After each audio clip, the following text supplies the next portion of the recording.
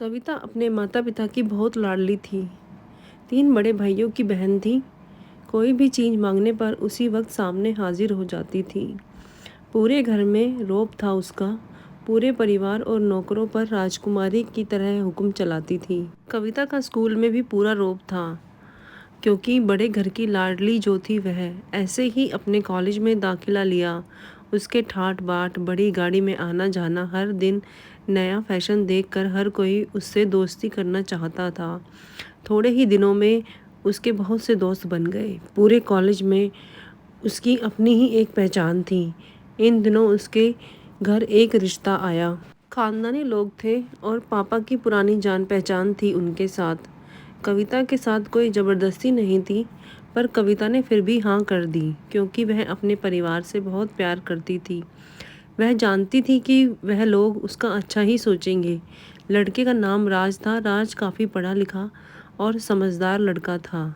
ससुराल वाले भी बहुत अच्छे थे। ससुराल में कविता की जगह वैसी ही थी जैसी कि मायके में। कोई भी कार्य कविता की सलाह के बिना नहीं होता था। सबकी लाडली बहू बन गई थी वह। फिर उसके घर एक बेटे का जन्म हुआ। राहुल कविता को जान से प्यारा था। पोता पाकर ससुराल वाले तो फूले नहीं समाते थे। कविता कभी कभी सोचती थी कि उसकी किस्मत कितनी अच्छी है। उसका हर अपना उससे कितना प्यार करता है। चाहे जीवन में कैसा भी समय आए, मेरे अपने हमेशा मेरे साथ हैं। मैं कभी अकेली नहीं हो सकती। कितनी खुशकिस्मत हूँ मैं। पर शायद कविता की खुशियों को उसकी अपनी ही नज़र लग गई। एक दिन वह मायके जाने की जिद कर बैठी। राज को बहुत काम था, लेकिन वह फिर भी उसे ले गया। रास्ते में उनकी गाड़ी अन्य गाड़ी से टकरा गई। कविता, राज और राहुल बहुत बुरी तरह से जख्मी हो गए।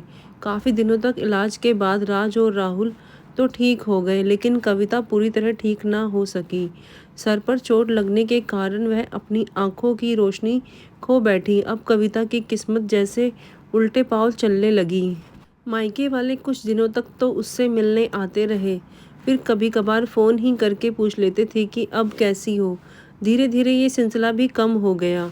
ससुराल वालों की सहानुभूति भी अब कम होने लगी। घर में किसी को पास बैठने के लिए कहती तो जवाब मिलता, बहुत काम है, अब तुम तो हाथ बटा नहीं सकती। राज भी चिड़चिड़ा हो गया था। बस राहुल ही था उसके साथ, जिसके साथ हंसते खेलते उसका वक्त गुजरता।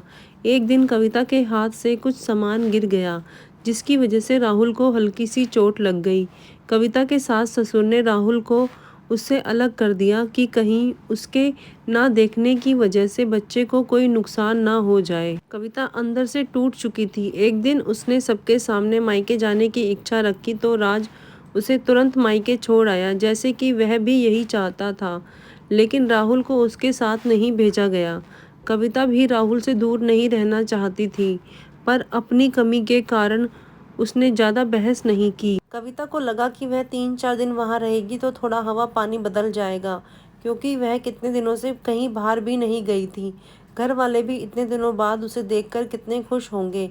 कविता के घर पहुंचने पर सब लोग बहुत खुश हुए। खाने में सब कुछ कविता की पसंद का ही बना था। उसने अपने मम्मी पापा और भाई भाभीियों से दिल खोलकर बातें की।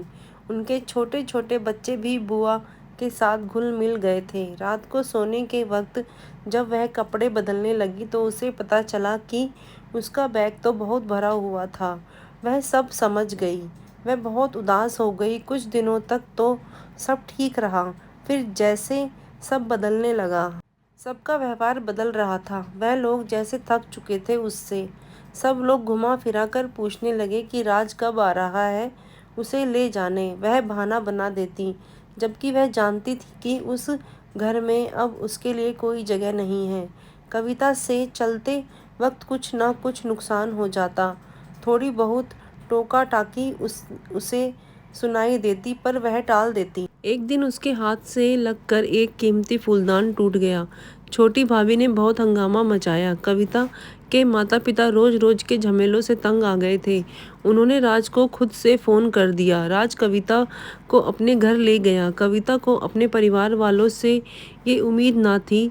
जिस कविता के कहे बिना घर में एक पत्ता भी नहीं हिलता था, उस घर के लिए वह अब बोझ बन चुकी थी। राज के साथ ससुराल आते वक्त वह बहुत खुश थी क्योंकि वह अपने घर जा रही थी, अपने जिगर के टुकड़े राहुल के पास। परंतु यह खुशी भी कुछ पल की ही थी। सारा बंदोबस्त पहले ही किया हुआ था। कविता को सीधे ऊपर वाले कमरे में पहुंचा दिया गया। राहुल से दूर रहने की सख्त चेतावनी भी दे दी गई। एक काम वाली लता को उसकी जिम्मेदारी सौंपी गई, जो उसके खाने पहनने जैसी जरूरतों का ध्यान रखती। कविता ज़्यादातर चुप ही रहती, कभी कभी काम वाली लता से थोड़ा बतिया लेती। उसके जरिए राहुल का पता चल जाता। सबकी लाडली बेटी और बहू सबके लिए लाडली से बोझ बन चुकी थी।